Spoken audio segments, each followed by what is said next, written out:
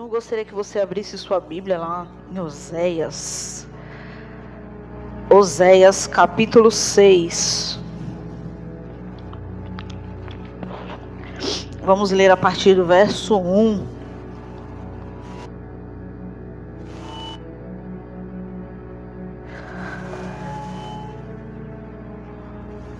Oséias capítulo 6, a partir do verso 1, que diz: Vinde, voltemos ao Senhor, porque Ele nos despedaçou e nos curará, feriu e nos atará. Após 2 dias nos dará vida, ao terceiro dia nos vemos em sua presença. Então, deixa eu ver se essa aqui está melhor. Conheçamos o Senhor, esforcemo-nos por conhecê-lo, tão certo como nasce o sol, ele aparecerá. Virá a nós como as chuvas do inverno, como as chuvas da primavera que regam a terra. Que posso fazer com você, Efraim? Que posso fazer com você, Judá? O seu amor é como a neblina da manhã, como o primeiro orvalho que logo evapora. Por isso, eu os despedacei por meio dos meus profetas, eu os matei com palavras da minha boca. O meu juízo sairá como a alvorada, pois desejo misericórdia, não sacrifícios, conhecimento de Deus em vez. Meu Deus. A primeiro momento, quando a gente olha essa palavra, que lindo, conheçamos e prossigamos em conhecer ao Senhor. Mas o texto dessa palavra, na verdade, não são flores. A gente vê aqui no livro de Oséias, história muito interessante, curiosa até, e aos nossos olhos humanos, até meio que louca. E eu quero começar com uma pergunta. O que você faria se você fosse traído? Se você fosse traído pelo seu esposo, sua esposa, pelo namorado, ou por um amigo, o que você faria se você fosse traído? Nos nossos dias atuais, redundância, nos nossos dias, nós lidamos com inúmeros crimes decorrentes de traição conjugal, por exemplo. Traições sejam físicas ou até mesmo de promessas que foram feitas e não foram cumpridas, de relacionamentos que foram feitos. Infelizmente, pessoas matam, pessoas agridem, pessoas xingam, humilham, desprezam ou bloqueiam quando se... Alguns sentimentos que nós temos no momento da traição, como raiva, decepção, tristeza, são sentimentos que fazem parte da experiência humana. Digamos que são normais da existência humana. Mas muitas vezes nós tentamos usar esses sentimentos para justificar as nossas ações. Porque os sentimentos, eles virão. Porque nós somos seres humanos e nós estamos propícios a senti-los. Mas a palavra do Senhor diz: irai-vos, mas não pequeis. E a gente pega esses sentimentos e as nossas atitudes com esses sentimentos. Nós que somos maus, que somos imperfeitos, que somos cruéis, que somos pecadores, que erramos o tempo todo. Queremos que as pessoas com que nós nos relacionamos sejam leais conosco. Nós exigimos que os nossos cônjuges, que os nossos companheiros, que os nossos familiares e amigos sejam leais e não nos traiam.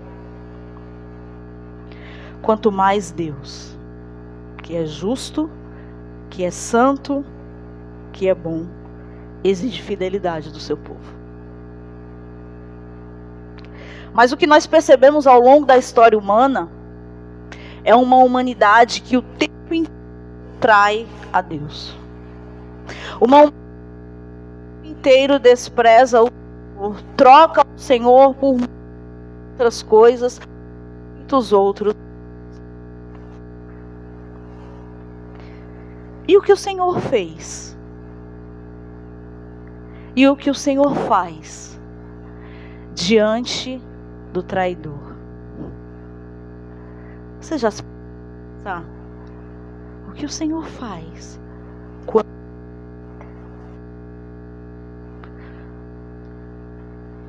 E no livro de Oséias, o Senhor ele vem mostrar para a gente uma história justamente de uma mulher prostituta e traidora.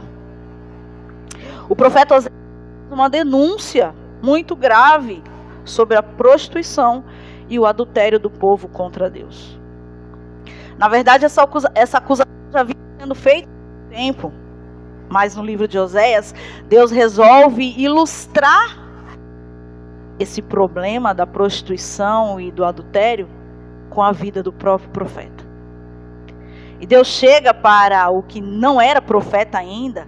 Deus chega para Oséias e fala assim: Oséias, eu quero em algum lugar uma mulher para você se casar. Qualquer tipo de mulher. Eu quero que você encontre uma mulher prostituta.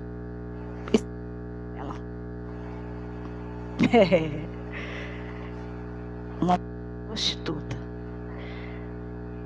Eu imagino que Oséias deve ter parado, levado um choque, porque nós, nos nossos dias, no século 21, a gente olha e fala: eu não me casaria com uma prostituta. Você se casaria? Você iria lá num bordel, pegar alguém de lá para se casar? Não. Mas ele não titubeou, ele não questionou, e ele foi e encontrou uma mulher, Gomer, e se casou com ela. Diz que além da mulher, ele ainda teve que assumir os filhos dela, os filhos da prostituição. Como se não bastasse uma mulher prostituta, ainda tem que assumir os filhos. Era um escândalo da época. Era um absurdo. Como pode um profeta apresentar uma vida dessa? A vida do profeta, ela seria como uma experiência viva do que Deus queria mostrar para a nação de Israel e de Judá. Porque na época de Oséias ele profetizou tanto para Israel como para Judá. Mais para Israel, mas para os dois. E aí Oséias se casa com Gomer, assume os filhos da prostituição, e no meio do caminho ele tem outros filhos com essa mulher. E aparentemente a gente olha e fala: vai ficar tudo bem agora. Vai ficar tudo bem. Porque agora a mulher saiu da prostituição, teve filhos com ele, os filhos são legítimos, e Deus olha para Oséias e fala: olha, Oséias, o primeiro filho você vai colocar o nome dele de Jezreel, que significa no hebraico Deus espalha. Deus vai espalhar a nação. Tá certo, Senhor? Tudo isso Deus querendo contar uma história ao povo. E aí vem o segundo filho, uma mulher agora. E Deus fala assim: agora você vai colocar o nome dela de Loruama, não amada. Tá certo, Senhor? Minha filha será não amada. E aí vem o terceiro filho, Loami, não povo meu.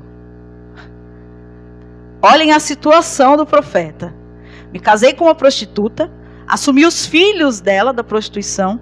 Tive 3 filhos que são meus, mas que o Senhor mandou chamá-los de Deus espalha, não amada e não povo meu. É forte. É forte. E aí aparentemente estava tudo bem. E logo em seguida essa mulher foge. Foge e vai trair o seu marido. E volta para a prostituição. E aí a gente pode parar e pensar, se a gente parar na leitura, a gente fala, tá bom, agora acabou, Senhor, agora chega, deixa Oséias em paz, deixa ele criar os filhos dele. E Deus fala, Oséias, vai lá e traz a mulher de volta. E Oséias não questiona e vai. Só que dessa vez ele tem que comprar a mulher. A Bíblia diz que ele vai e compra a mulher por um punhado de cevada e ciclos de prata, que no total, juntando tudo, daria o preço de um escravo na época. Oséias, o profeta do Senhor, comprou a sua própria mulher que estava na prostituição por o preço de um escravo. E os 3 primeiros capítulos de Oséias, ele vem mostrando essa experiência do profeta com a sua mulher. E ao mesmo tempo vem fazendo a comparação com o povo de Israel. Deus querendo mostrar, olha, o povo de Israel está se prostituindo. O povo de Israel está adorando outros deuses. Está me traindo com outros deuses. O que era muito simples na época, porque eles pegavam madeira, pegavam prata e construíam ídolos e construíam deuses e adoravam ali aqueles deuses.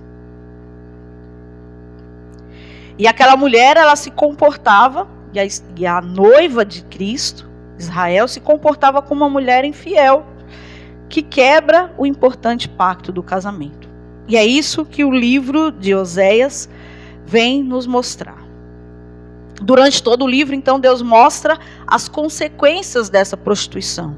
Deus vai falando tudo o que ele vai fazer com o povo se o povo continuar se prostituindo. E no capítulo 5, a gente voltando um pouquinho, capítulo 5, verso 11.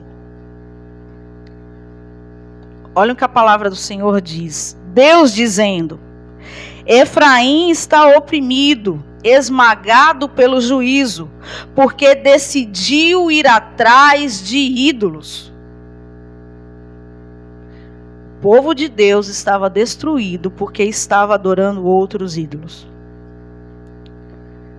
E é interessante porque tem uma partezinha aqui que ele fala assim, voltando um pouquinho lá no capítulo 2, no verso 8.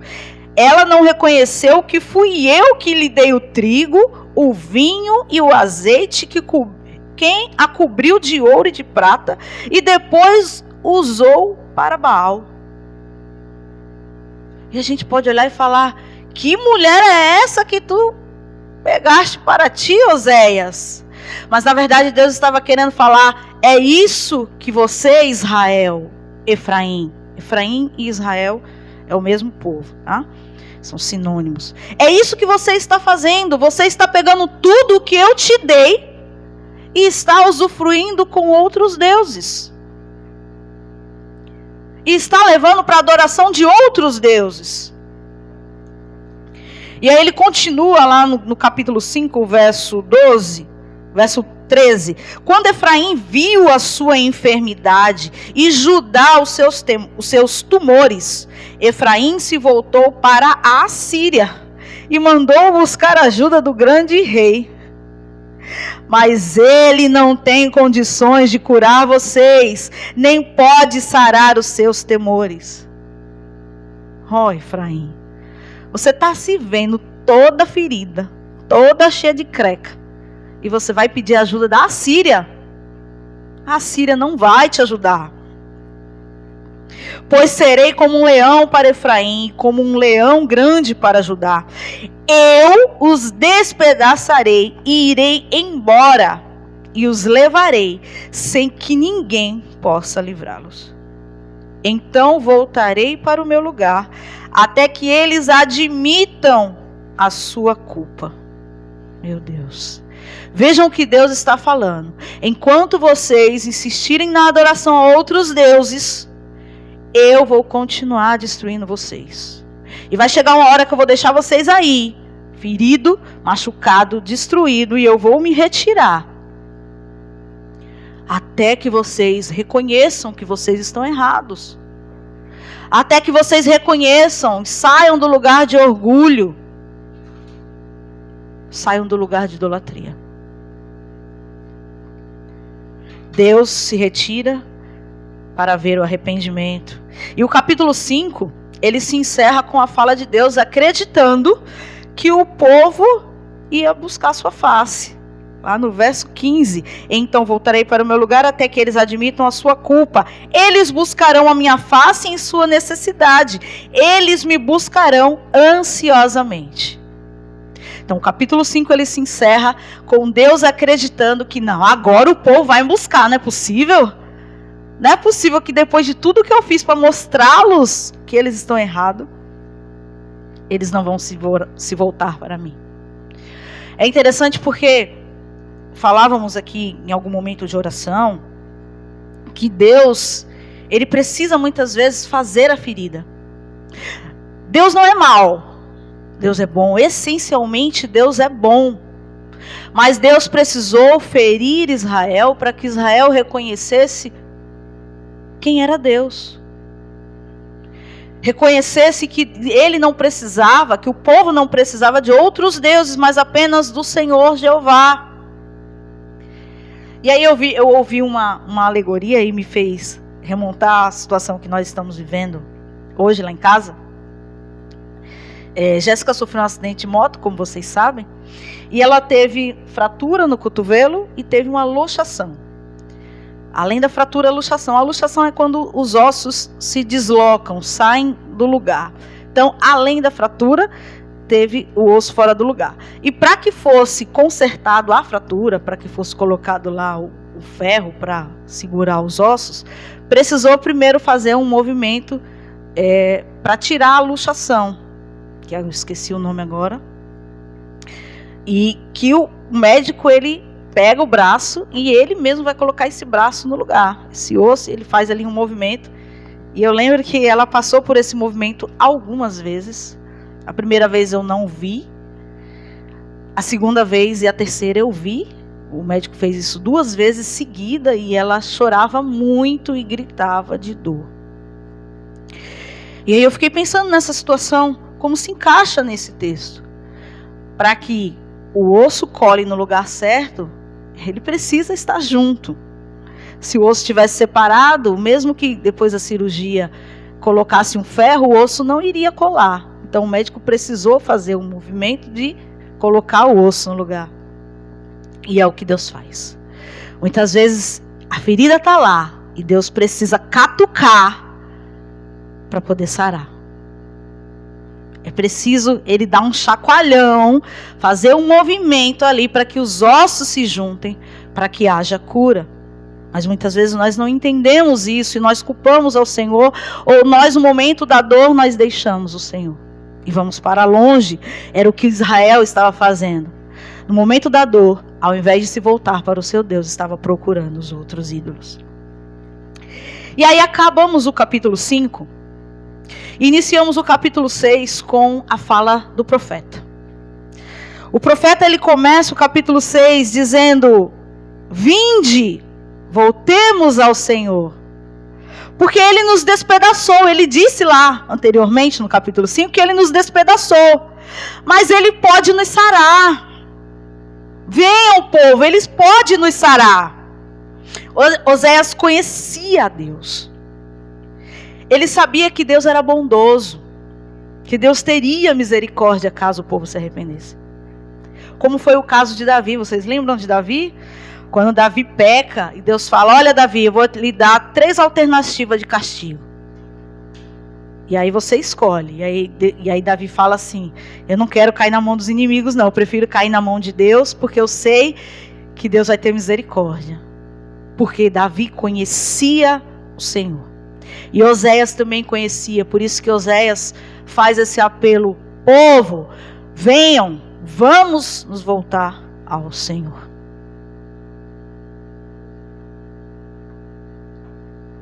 Aleluia. O profeta também chama o povo ao conhecimento de Deus. No verso 3, na minha tradução diz assim: conheçamos o Senhor, esforcemo-nos por conhecê-lo. Tem algumas traduções que dizem: conheçamos e prossigamos em conhecer ao Senhor. Mas teve uma tradução, acho que foi a nova tradução na linguagem de hoje, diz assim: conheçamos e prossigamos firmemente, adorando e conhecendo o Senhor. Oséias, ele sempre vai fazer um contraponto daquilo que Deus disse que fez, ou que faria, com aquilo que Deus pode fazer, com o oposto. Lá em Oséias 4:6, ele diz: o meu povo é destruído por falta de conhecimento. Porque tu rejeitaste o conhecimento, também eu te rejeitarei. E agora Oséias faz o apelo: então vamos conhecer. Deus está falando que nós fomos destruídos porque nós não conhecemos a Ele. Então venha, povo, vamos conhecer ao Senhor. E a palavra conhecer, lá no seu original, no hebraico, a palavra para conhecimento é dahat, que vem da raiz iada, que significa conhecimento, relacionamento, intimidade. Quando a gente olha para esse versículo, a gente pensa que é conhecimento da letra. Apenas conhecimento. Eu sempre dizia, e hoje eu entendo melhor, mas eu dizia, o povo sofre por falta de conhecimento de mundo também. Mas o sentido original dessa palavra de conhecimento é intimidade com Deus. O povo sofre porque não tem intimidade com o Senhor. Quando nós temos intimidade, nós sabemos até os pensamentos da pessoa. Qual o nosso nível de relacionamento com Deus? E aí eu pensei, como assim, Senhor? E eu fiquei pensando sobre isso.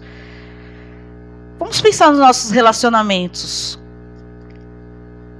entre homens, mulheres, mulheres. Flertar. Tem pessoas que estão no nível do flertar. Troca de olhares, troca de sorrisos. Tem até um certo interesse, mas sem um convite direto para uma conexão. Talvez por medo, talvez por dúvida. Não sabe se quer, se não quer. Fica ali no flertar.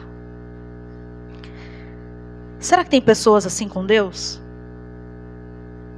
Até dar um sorrisinho para Deus. Oi, Deus, você é tão lindo. Mas não tem coragem de se conectar com o Senhor. Tem algumas pessoas que estão no nível do parceiro de uma noite. Alguns aqui sabem o que é isso. Você fica ali por uma noite, rola beijo, abraço, carinhos, carícias. Você aproveita tudo que pode, mas vai embora de manhã, sem olhar para trás. Esse tipo de relacionamento envolve emoções fortes, mas falta de prioridade. Aquela pessoa não é prioridade para a gente. Muitas vezes nós nos relacionamos com Deus assim, como parceiro de uma noite. A gente aproveita tudo que pode dele naquele momento, mas no outro dia a gente, que nada. Ou será que nós estamos no nível do ficante? Sair às vezes, beijar às vezes, curtir às vezes. Porque eu tenho uma necessidade, eu preciso satisfazer a minha necessidade. Eu preciso de uma bênção, eu não vou desistir. Sem ela eu não vou sair daqui. Mas quando eu recebo a minha bênção, eu saio daqui. Por necessidade ou por não querer responsabilidade. Às vezes nós estamos no nível do apenas namorar. Só quero namorar, só namorar. Aquele namoro antigo. 5 anos, 10 anos. Mas não tem necessidade de casamento. Para que casar? Tá cômodo aqui. Tá legal, tá de boa. Para que assinar um papel vai estragar tudo. Está repreendido, em nome de Jesus. Eu profetizo, Senhor, que nessa igreja nós teremos muitos casamentos para calar a boca do diabo.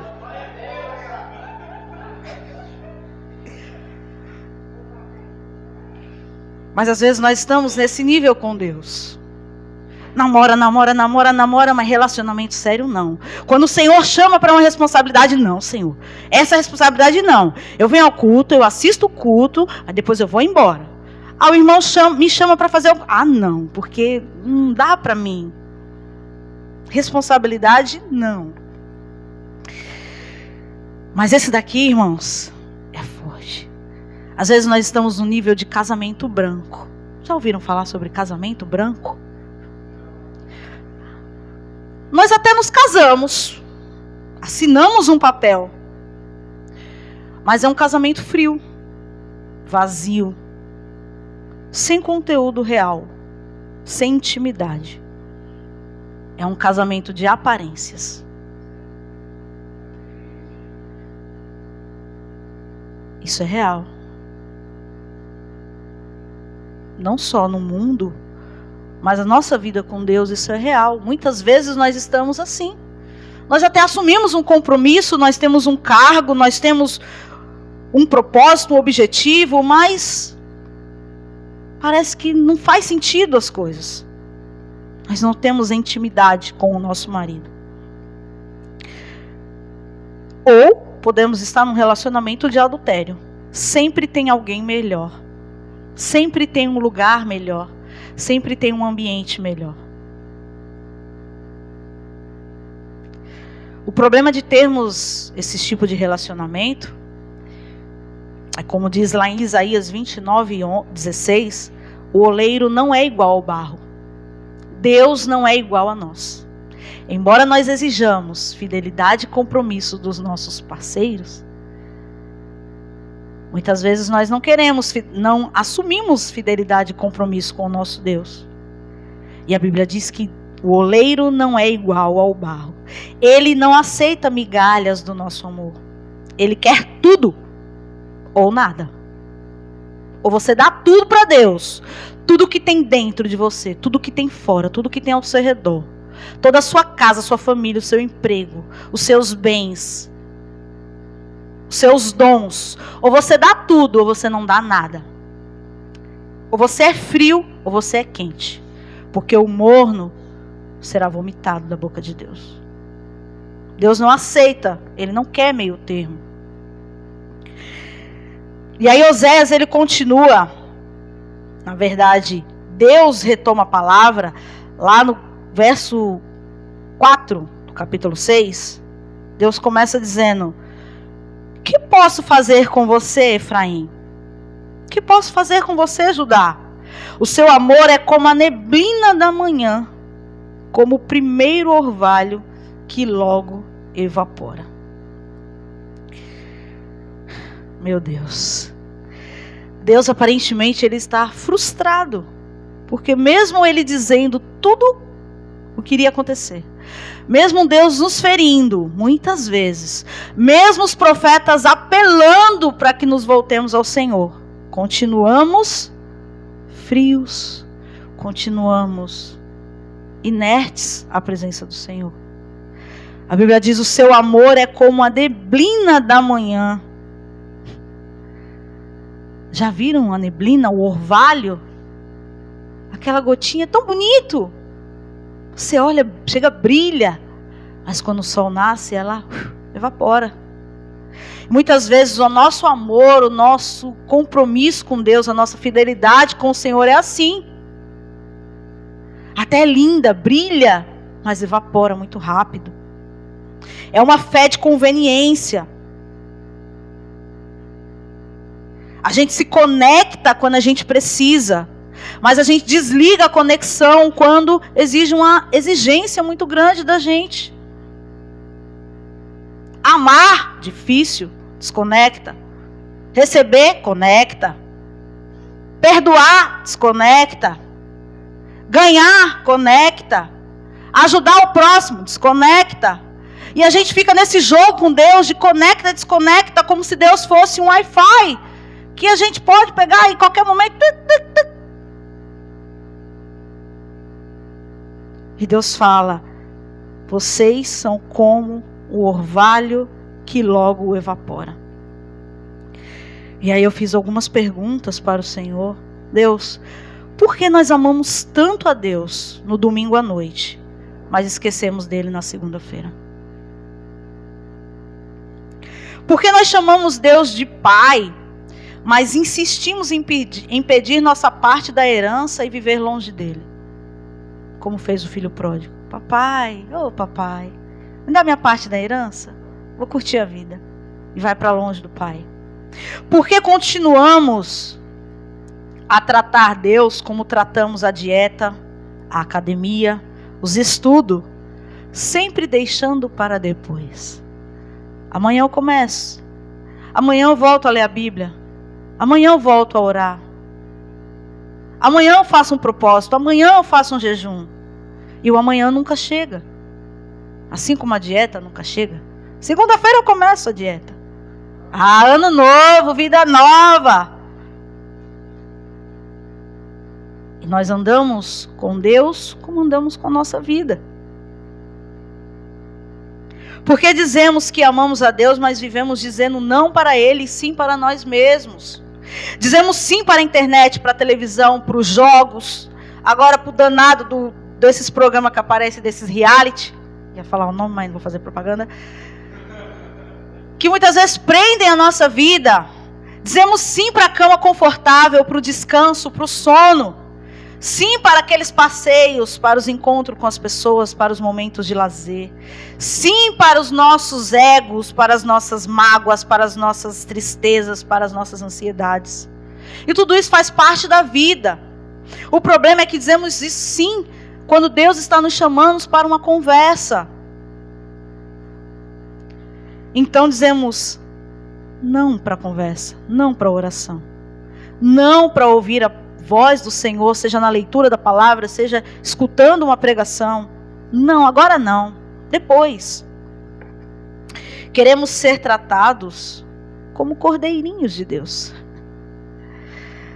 Mas nós agimos como animais rebeldes, como diz lá em Oséias 4,16. Os israelitas são rebeldes como a bezerra indomável. Como pode o Senhor apacentá-los como cordeiros na campina? Como você quer ser tratado como um cordeirinho e você age como se você fosse um animal rebelde? E é forte, porque parecia tão bonito, Senhor, essa palavra. Mas o Senhor está nos chamando.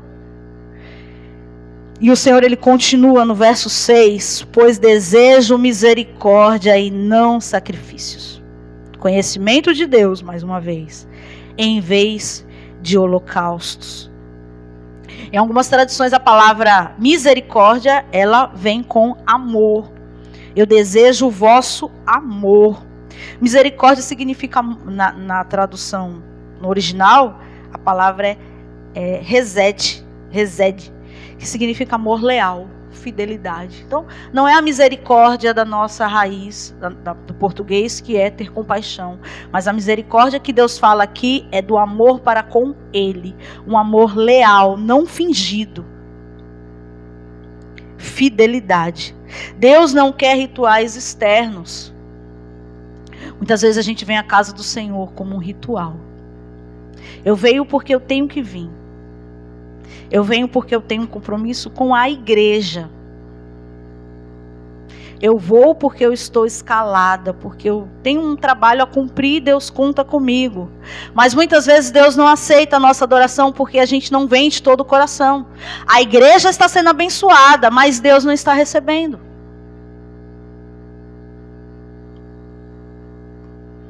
A igreja está aqui, o trabalho está sendo feito, muitas vidas estão sendo tocadas. Mas Deus olha para o nosso coração e fala: não estou vendo nada aí. Em espírito e em verdade. Não de boca para fora. Sem máscaras. Lembram de Caim e Abel? A Bíblia diz que Abel Caim foi oferecer uma oferta ao Senhor e pegou lá o fruto da terra. Ele era lavrador, ele pegou o fruto da terra e ofereceu ao Senhor.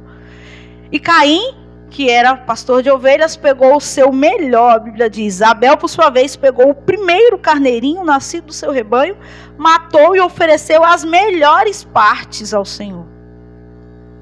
E aí o Senhor chegou e falou: olha, eu aceitei Abel e a sua oferta, mas eu rejeitei Caim e a sua oferta. E Caim fica ali com raiva e Deus fala: por que você está com raiva? Se você tivesse feito bem, eu teria aceitado. Porque não é só uma questão da oferta. É o que está no nosso coração. É a intenção do nosso coração quando nós ofertamos ao Senhor. É o que está lá dentro. Porque Deus olha o que está lá dentro. A igreja vai ser abençoada com a nossa oferta. Vai. Mas talvez Deus não está recebendo. Porque tantas coisas atrapalham de Deus receber a nossa oferta. Não adianta fazer rituais religiosos. Talvez Caim só deu porque era a tradição entregar aquela oferta. E Abel foi lá e pegou o melhor, o mais bonito, a melhor parte, a gordura, aquela gordurinha do churrasco.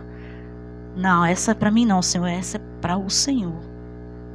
Não adianta fazer rituais religiosos, cumprir tradições, ir à igreja aos domingos, cantar no coral, dar o dízimo e até ajudar o próximo, se o coração está longe do Senhor.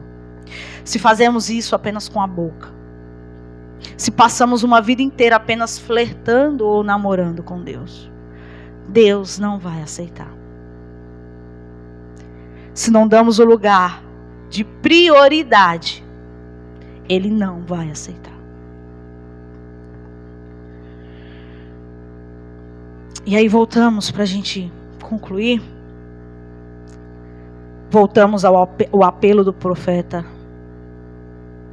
Conheçamos e prossigamos em conhecer o Senhor. Esforcemo-nos em ter intimidade com Deus. Não seja como o orvalho. Não deixe o seu amor ser como a nuvem passageira. Deus está aqui, está disposto e disponível para o seu povo que se prostitui, que adultera, que troca ele por muitos manjares e muitas lentilhas. Porque nós fazemos isso todos os dias. Todos os dias quando o Senhor nos chama e a gente fala: agora não, daqui a pouco. E o daqui a pouco nunca chega. Todos os dias quando nós trocamos um culto por uma festa, ou uma comunhão com o irmão por uma raiva. Todos os dias quando nós dizemos: não, Senhor, deixa eu aqui com as minhas feridas. Mas o Senhor, Ele está disposto e disponível para nos sarar. E eu faço como profeta. Você está assim. Nós somos assim. Mas vinde, voltemos ao Senhor. Conheçamos ao Senhor. Prossigamos em conhecer ao Senhor. Porque existe uma promessa quando nós fizermos isso. Tão certo como nasce o sol, Ele aparecerá. Virá para nós como as chuvas de inverno, como as chuvas da primavera que regam a terra. Se você se arrepender, se você se voltar para o Senhor, e se você conhecer o Senhor na intimidade, o Senhor vai restaurar você. O Senhor vai fazer tudo aquilo que você, durante anos da sua vida, meu Deus, eu tenho 40 anos e eu ainda tenho esse problema. É simples. Se arrependa, se volte para mim. Me conheça na intimidade. Eu vou fazer tudo o que você não fez em 40 anos, em 30 anos, em 20 anos. Porque o Senhor, Ele é fiel e misericordioso. E se os irmãos forem acompanhar o livro de Oséias, vai ser sempre esse jogo de Deus falando: vocês estão assim, eu vou destruir vocês, eu vou destruir vocês. E depois Ele fala: mas eu te dou a oportunidade de voltar. Mas você não quer voltar, eu vou destruir vocês, eu vou destruir vocês. Mas eu estou aqui, eu te amo.